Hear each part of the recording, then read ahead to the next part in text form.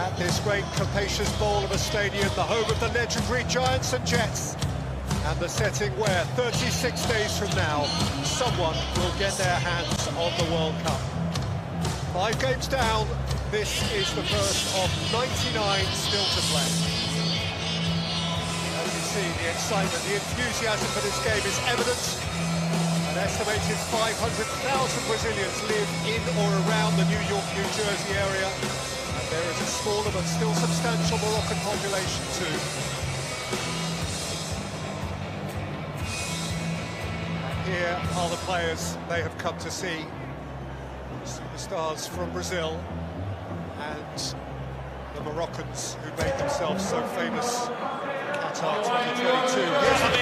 It's bound to give you confidence and belief that you can beat some of the so-called bigger teams, and they've got plenty of players in this starting 11 that will not forget their Qatari adventure in a hurry, so they cannot be discounted for progressing fairly far in this competition.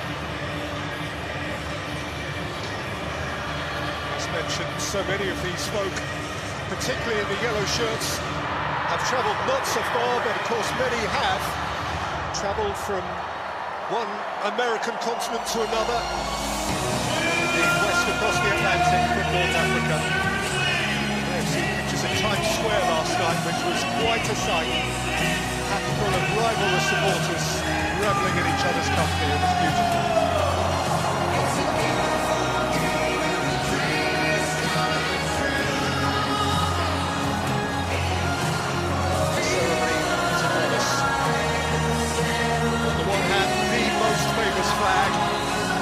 International football, Brazil instantly recognisable, and on the other Morocco, which has made itself recognisable, the kings of their continent, and they went so close in the last edition of the FIFA World Cup.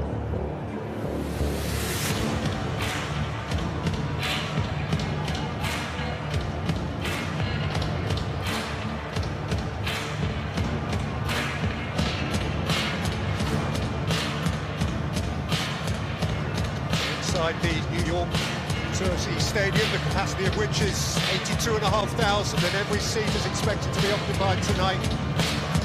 This is very much an event football match. Yeah, it feels like a proper soccer stadium, shall we say. I know they don't play that particular sport here regularly, but the stands are really close to the pitch. Full house, it'll be a brilliant atmosphere.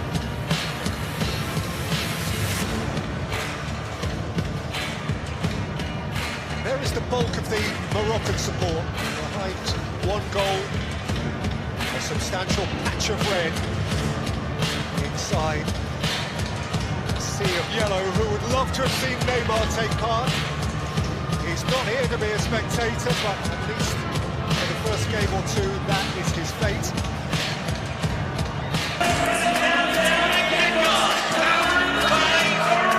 Brazil, always the principal attraction.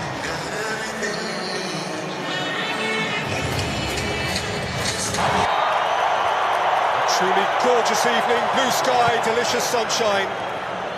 Santos, that was one of the positions which was worthy examination, and that is a very prompt and pretty hefty challenge, which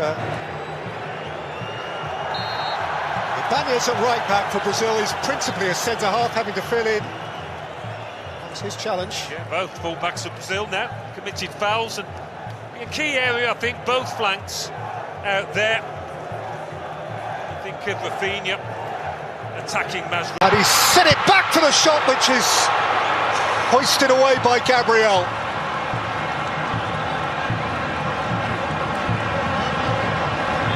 Al Ainawi against Gabriel, who goes in for more and takes quite a hit.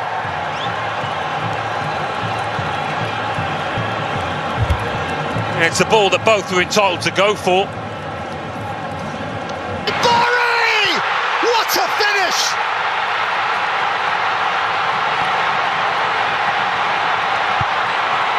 Amid the searing heat of New Jersey, Ismail Saibari lights up Moroccan hopes.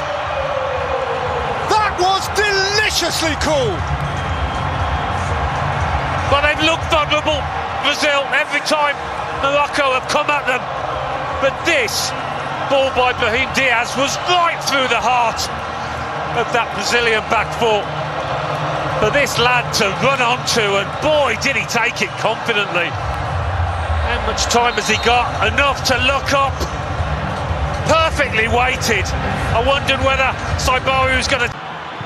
Vinicius Junior lashes in the equaliser. A superstar goal for Brazil.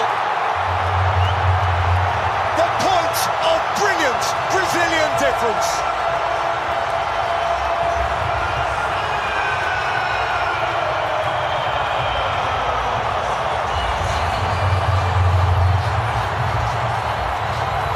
Well, when you're struggling, when you can't string 2 or 3 passes together, when you're low on confidence, you look to your superstars to try and dig you out of a hole. And Vinicius Junior has just done that. Kimi. And his ankle tapped, he's got a free kick for that. Well, he's had a tough time, Hakimi, against his ex-teammate. Neymar is a spectator, which is the last thing he really wanted to be. He's anticipated he should be fit. Daniels ran into Diaz, and Morocco have a free kick.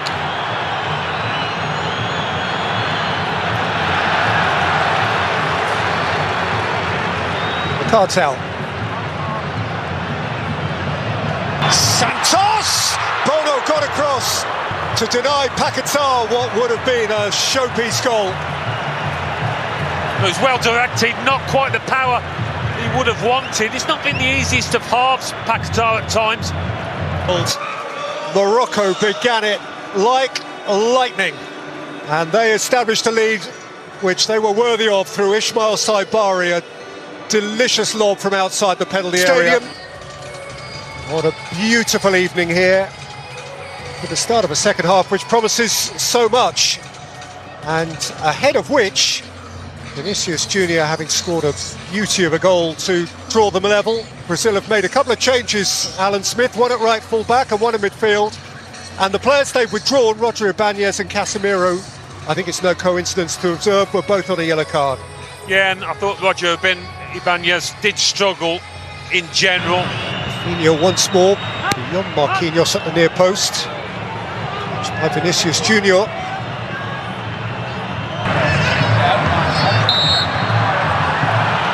Qatar referees brought it back. Kimi is writhing.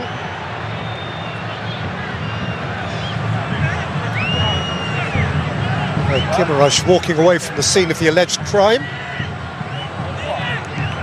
Junior can emerge. Saibari gets his free kick. Fabinho taking him out there. That's partly why he's on the pitch.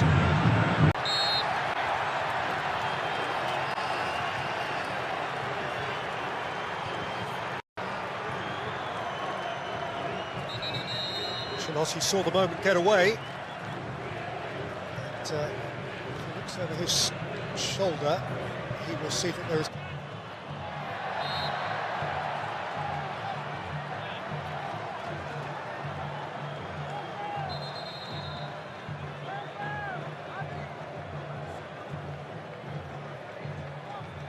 Well, he's really covered some ground, but he couldn't quite get there in time, I don't think.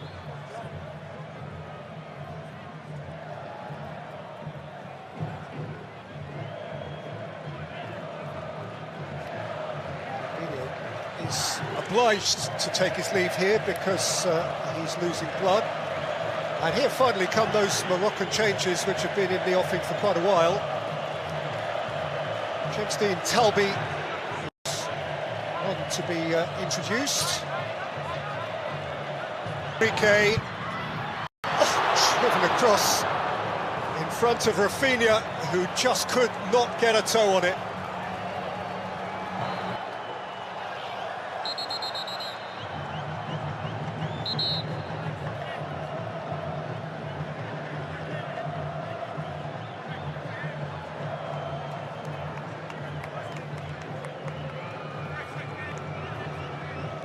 Morocco have a player down injured, and Slavko Vincic has wisely used this as an opportunity to invite the players to take a hydration break.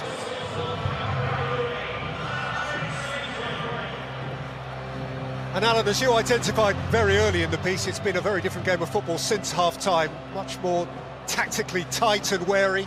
Yeah, I think neither coach really after the first half would have been entirely pleased with it because it was a bit too open, but it's got the look of a match whereby it's next goal winner.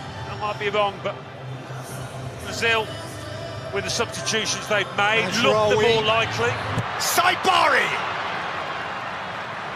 He's got a corner. Or would have been waited. Set back by Vinny Jr. and Rafinha cracks it into the arms of the goalkeeper. They did well to control it actually, Rafinha. Not an easy angle. Thrusting. Mateus Cunha went to ground and asked a question, and the answer was corner. Yeah, he's so dangerous, so inventive. Oh, he's gone down again.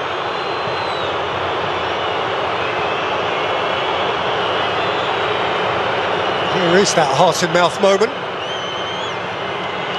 As a coming together after Ono had cleared the ball. Just momentum of Rafinha. Of course, again, what we do know ahead of this World Cup is that it is the Moroccan supporters around us who are on their feet. They are the believers.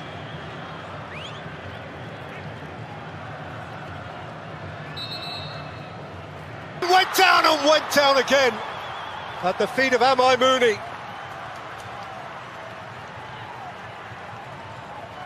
Well, I thought he might be going.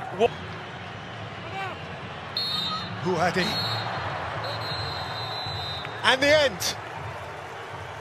They'll settle for that. They'll have to settle for that. Carlo Ancelotti caught between some sort of satisfaction and perhaps mild regret that Brazil couldn't come out of the blocks more assuredly than actually they